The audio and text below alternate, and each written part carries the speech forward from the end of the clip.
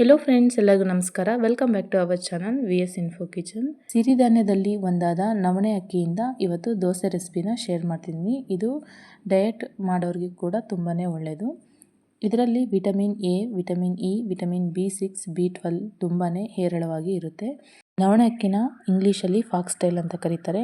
ನವಣೆ ಅಕ್ಕಿಯಲ್ಲಿ ಫೈಬರ್ ಅಂಶ ಜಾಸ್ತಿ ಇರೋದ್ರಿಂದ ಡೈಜೆಷನ್ಗಂತೂ ತುಂಬಾ ಒಳ್ಳೆಯದು.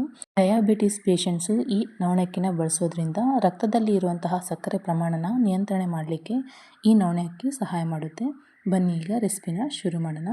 ನಾನಿಲ್ಲಿ 1 ಗ್ಲಾಸಷ್ಟು ನವಣೆ ಅಕ್ಕಿನ ತೊಗೊಂಡಿದ್ದೀನಿ, 1 ಗ್ಲಾಸಷ್ಟು ಸೊಸೈಟಿ ಅಕ್ಕಿನ ತೊಗೊಂಡಿದ್ದೀನಿ, 1/4 ಗ್ಲಾಸಷ್ಟು ಕಾಳನ್ನ ತೊಗೊಂಡಿದ್ದೀನಿ. ನಾನು ಎಲ್ಲವನ್ನೂ ಸಪ್ರೇಟಾಗಿ ನೆನೆಸ್ತಾ ಇದ್ದೀನಿ. ನಿಮಗೆ ಸೊಸೈಟಿ ಅಕ್ಕಿ ಬೇಡ ಅಂದರೆ ಬರೀ ನವಣೆ ಅಕ್ಕಿಯಿಂದಲೇ ದೋಸೆ ಮಾಡ್ಕೋಬೋದು. ಹೀಗೆ ಬೇಕು ಅಂದರೆ ಅಕ್ಕಿ ಮತ್ತು ನವಣೆ ಅಕ್ಕಿನ ಒಂದೇದರಲ್ಲಿ ನೆನೆಸ್ಬೋದು. ನಾನಿಲ್ಲಿ ಸಪ್ರೇಟಾಗಿ ನೆನೆಸ್ತಿದ್ದೀನಿ ಅಷ್ಟೇ. ಅಕ್ಕಿ ಒಳಗಡೆ ಒಂದು ಅರ್ಧ ಸ್ಪೂನಷ್ಟು ಮೆಂತ್ಯ ಕಾಳನ್ನ ಹಾಕಿ ನಾನಿಲ್ಲಿ ತೋರಿಸೋದು ಮರ್ತಿದ್ದೀನಿ. ನಂತರ ಇದನ್ನು 1-2 ಸಲ ಎಲ್ಲವನ್ನು ಕ್ಲೀನಾಗಿ ತೊಳೆದು ಒಂದು 6ರಿಂದ 7 ಗಂಟೆ ಕಾಲ ಇವನ್ನ ನೆನೆಸ್ಬೇಕಾಗುತ್ತೆ. ನೆಂದ್ಕೊಂಡಂಗೆಲ್ಲ ಚೆನ್ನಾಗಿ ಬರುತ್ತೆ ದೋಸೆ.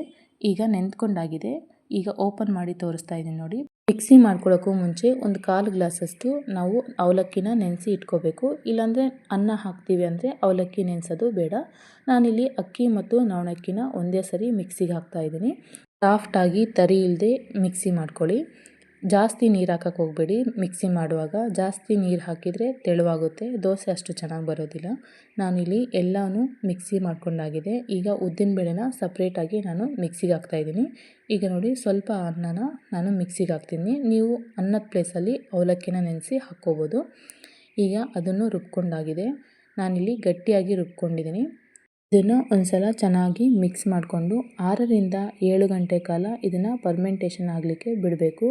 ಬೆಳಿಗ್ಗೆ ತಿಂಡಿಗೆ ಅಂತ ನೈಟು ಮಿಕ್ಸಿಗೆ ಹಾಕಿ ಇಟ್ಟಿದ್ದೆ. ಈಗ ಬೆಳಿಗ್ಗೆ ತೋರಿಸ್ತಾ ಇದ್ದೀನಿ ನೋಡಿ, ಓಪನ್ ಮಾಡಿ ಎಷ್ಟು ಚೆನ್ನಾಗಿ ಬಂದಿದೆ, ಉಪ್ಕೊಂಡಿದೆ. ಒಂದ್ಸಲಿ ಚೆನ್ನಾಗಿ ಮಿಕ್ಸ್ ಮಾಡಿಕೊಂಡು ಇದಕ್ಕೆ ರುಚಿಗೆ ತಕ್ಕಷ್ಟು ಉಪ್ಪು ಹಾಕಿ ಒಂದು 1/4 ಸ್ಪೂನಷ್ಟು ನಾನು ಸೋಡಾನ ಹಾಕ್ತಾಯಿದ್ದೀನಿ. ಇದನ್ನು ಒಂದ್ಸಲ ಚೆನ್ನಾಗಿ ಮಿಕ್ಸ್ ಮಾಡಿಕೊಂಡು ದೋಸೆ ಮಾಡ್ಕೋಬೋದು. ನಿಮಗೆ ಬ್ಯಾಟರ್ ಎಷ್ಟು ಬೇಕೋ ಅಷ್ಟು ತೊಗೊಂಡು ಮಿಕ್ಕಿದ್ದನ್ನ ಫ್ರಿಜ್ನಾಗೆ ಇಟ್ಕೋಬೋದು. ನಾನು ಹಂಚು ಕಾಯಲಿಕ್ಕೆ ಇಟ್ಟಿದ್ದೆ. ಈಗ ದೋಸೆ ಮಾಡ್ಕೊತಾ ಇದ್ದೀನಿ.